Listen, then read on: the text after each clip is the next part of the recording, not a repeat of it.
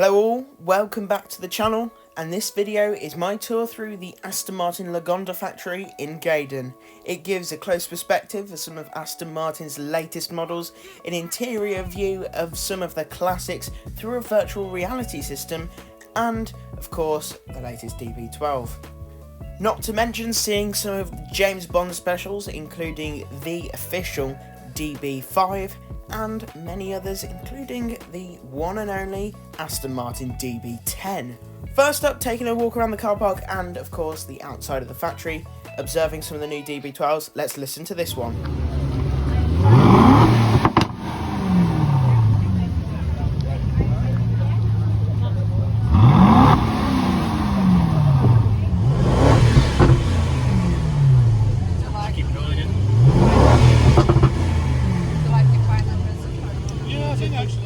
That 4-litre twin-turbo V8 sounds absolutely insane.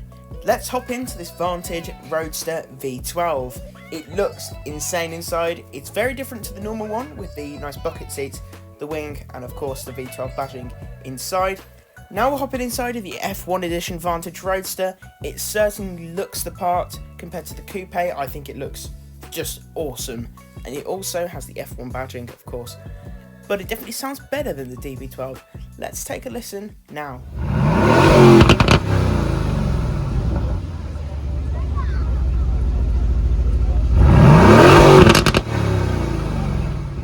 Wow, those crackles and bangs were mental.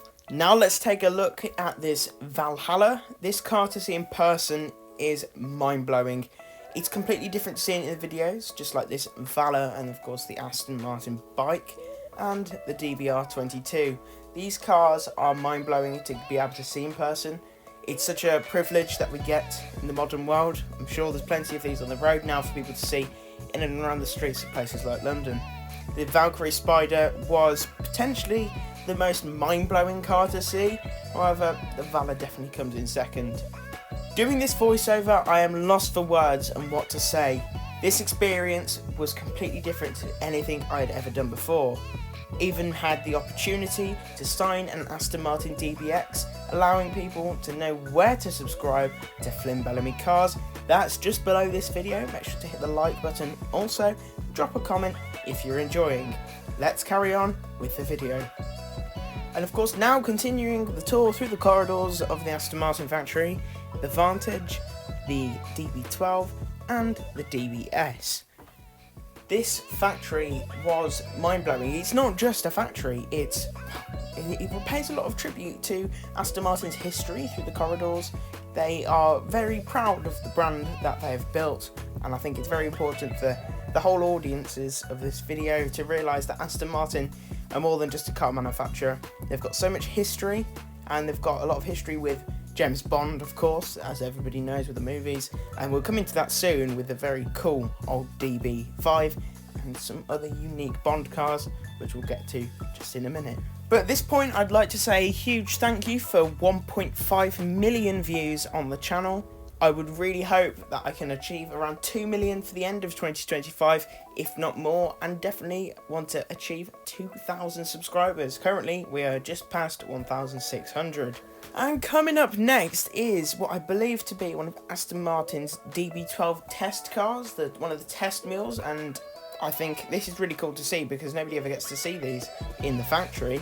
And this is the, I believe, also DB12 Euro NCAP crash test car.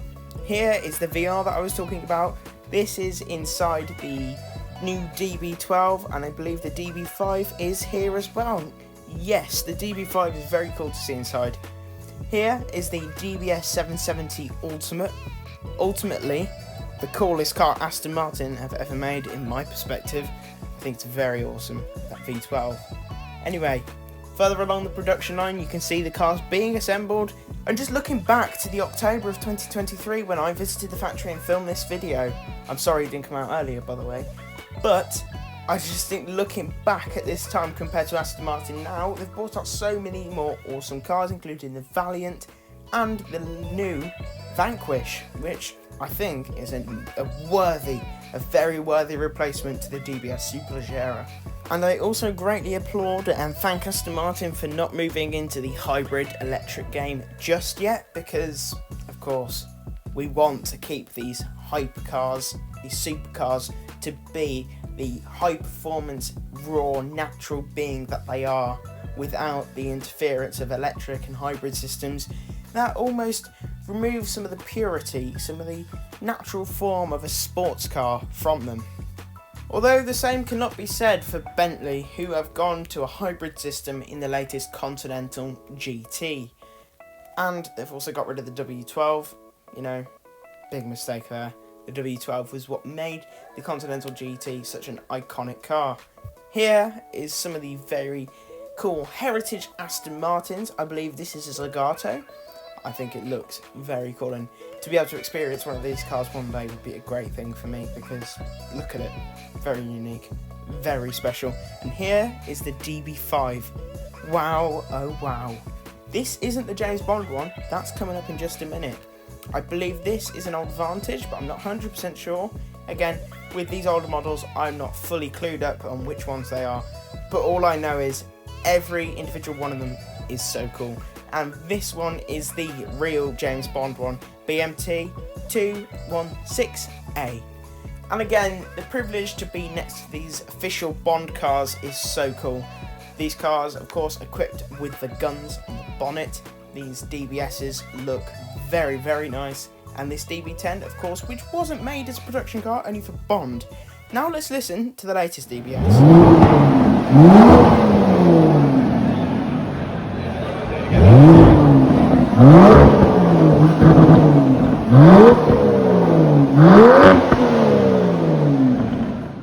Oh wow, that DBS sounded next level. Now walking around these DBX 707s is certainly not quite as amazing as walking around the high-end supercars, but it certainly gives a perspective of what Aston Martin can provide as a daily driver, with it being faster than Lamborghini Urus. Its top speed, of course, the 707, is 310 kilometers an hour or 193 mile an hour.